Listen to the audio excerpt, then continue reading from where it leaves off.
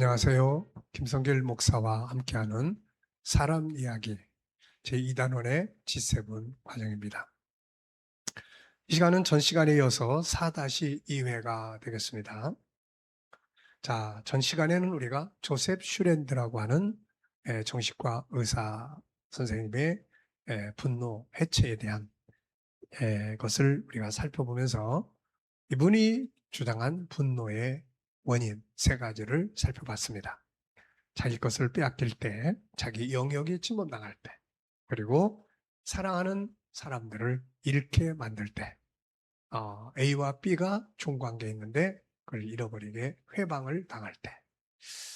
자, 참고할 만한 내용들이니까요. 특히 자녀들을 키우시는 분들도 이런 부분들을 잘 참고하셔서 아이들의 내면의 분노가 성장하지 않도록 잘 지켜주는 것이 필요합니다. 가끔 이렇게 우리 엄마들이 아이들이 화를 잘 내서 큰일이에요 라는 말씀을 상담하는 경우들이 종종 있어요. 아이들이 화를 낼 만한 이유가 있는 거죠. 그 대신에 화를 내는 방법을 가르치는 게 좋다, 이런 이야기들을 많이 들려줍니다. 화를 내는 방법을 모르면 가인처럼 돌멩이를 던질 수도 있고, 또 모세처럼 주먹질을 할 수도 있고, 이게 다 믿는 사람들이라도 그럴 수밖에 없는 거죠. 그래서 분노를 어떻게 표출을 하는 게 좋은지, 이런 것들을 함께 나누는 것은 큰 사고를 예방할 수 있는 좋은 방법들이죠. 그리고 또 아이들이 분노할 수밖에 없는 그런 원인 제공들을 하지 않는 것이 우선순위가 될 겁니다. 자, 이 시간에는 분노의 역사와 원인을 좀 더 살펴보겠습니다.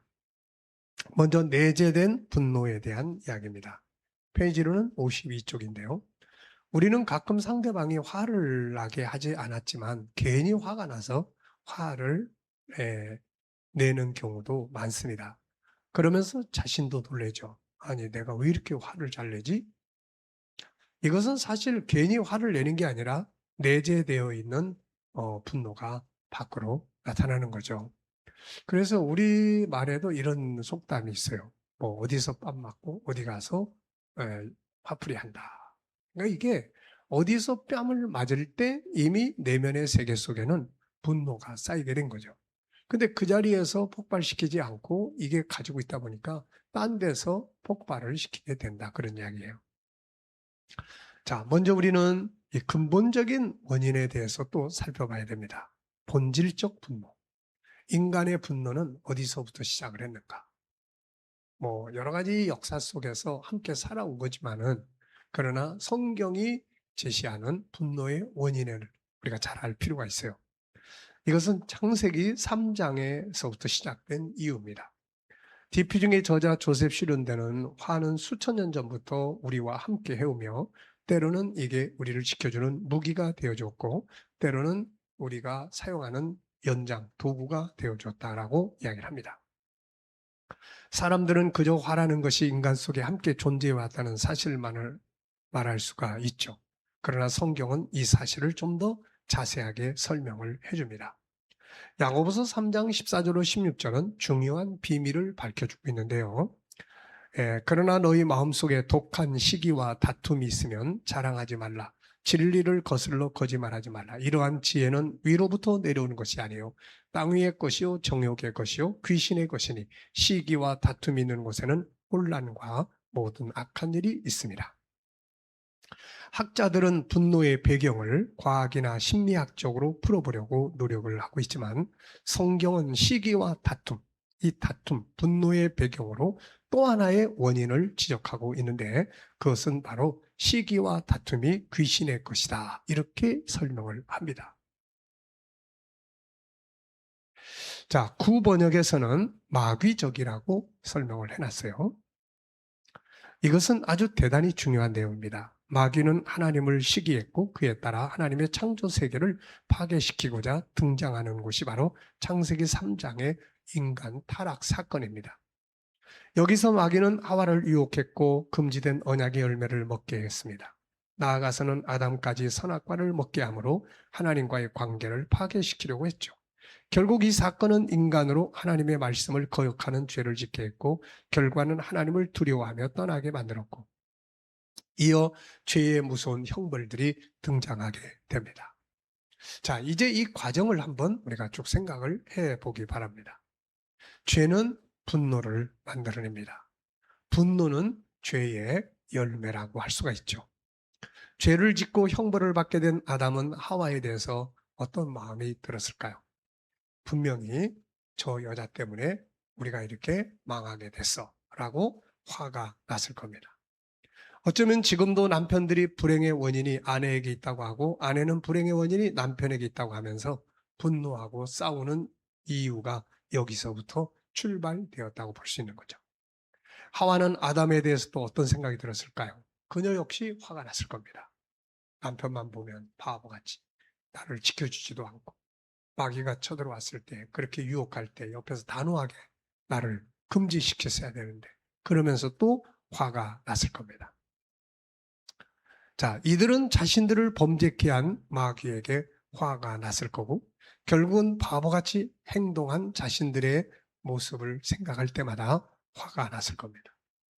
바보같이 멍청하게 왜 마귀의 말을 듣고 그걸 하나님과의 언약을 깨 이 멍청이 바보야 그러면서 스스로 셀프 분노를 만들어냈을 거예요. 사람이 어리석은 행동을 하고 나면은 자기 스스로에게 화가 나는 경우도 많거든요. 분노는 자신의 것들을 침해받았을 때 나타나는 상처의 반사적 행동이 되는 거죠. 조셉 슈련드의 말은 틀에서 본다면 아담과 하와는 자기들의 소중한 자산을 마귀에게 빼앗겼습니다. 자신들의 행복의 영역을 침범당했고 자신들을 사랑하던 하나님과의 관계가 마귀의 침략으로 다 깨지고 만 거죠. 이 세 가지 분야가 모두 침해당했고 나아가서는 물질적인 면만이 아니라 자신들의 존엄성, 자신들의 소중한 가치, 자신들의 내면의 세계인 하나님의 형상 5가지의 소중한 성격들까지 마귀의 죄의 침략을 받고 모두 검은 먹칠로 변해버리게 된 거죠. 그러니까 화가 날 수밖에 없는 겁니다. 이때부터 인간들은 본질적으로 화와 분노를 간직한 채로 세상에 태어나 살아가기 시작을 합니다. 그래서 창세기 3장에서 추방된 후 창세기 4장부터 인간은 분노하기 시작했고 결국 살인이 시작이 됩니다. 창세기 4장 5절로 8절까지를 보면 가인은 자기 마음대로 되지 않음으로 인해 분노하여 동생을 죽이는 것을 볼 수 있습니다. 인간은 본래 창세기 1장 27절에 살펴본 바와 같이 거룩성과 사랑성을 가지고 있죠. 처음부터 분노하는 존재로 만들어지지 않았다는 뜻입니다. 그래서 희망이 있는 거죠. 그러므로 인간의 분노에 대한 치료는 바로 이 부분을 회복하는 데서부터 시작을 하게 됩니다. 이 부분은 회복 과정에서 우리가 좀 더 자세하게 다루게 되겠습니다. 하나님과의 관계 회복, 내 안에 있는 하나님을 닮은 성품의 회복, 이런 것들을 통해서 나는 분노보다는 온유한 사람으로 더 발전해 갈 수 있는 희망을 가질 수가 있어요. 왜냐하면 우리 안에는 이렇게 내면의 세계 속에 분노의 씨앗도 있지만 하나님을 닮은 온유함의 성품의 씨앗도 내 안에 있기 때문에 그렇습니다. 저는 모든 심리 질병의 원인들을 연구하고 생각할 때 창세기 1장, 2장, 3장으로 가서 그 원인을 살펴봅니다. 거기에 가보면 다 있거든요. 인간이 어떤 존재인지, 왜 인간에게 희망을 같이 가져야 되는지. 창세기 3장보다는 창세기 1장 27절이 먼저 시작이 된 거예요. 그러니까 인간은 희망을 가질 수 있는 존재가 되는 겁니다. 자, 이 시간은 전 시간 조셉 슈련드의 3가지 원인과 함께 이 시간은 성경에서 풀어보는 분노의 출발점, 바로 창세기 3장의 본질적 원인에 대해서 우리가 생각을 해봤습니다. 자, 다음 시간에는 이제 이러한 본질적인 분노의 씨앗이 우리 안에 시작이 됐고 이제 이것이 태어나서 살아가면서 어떻게 성장해 가는지 이런 부분들을 우리가 또 살펴보도록 하겠습니다. 자, 이 시간 여기까지 하고 마치겠습니다. 감사합니다.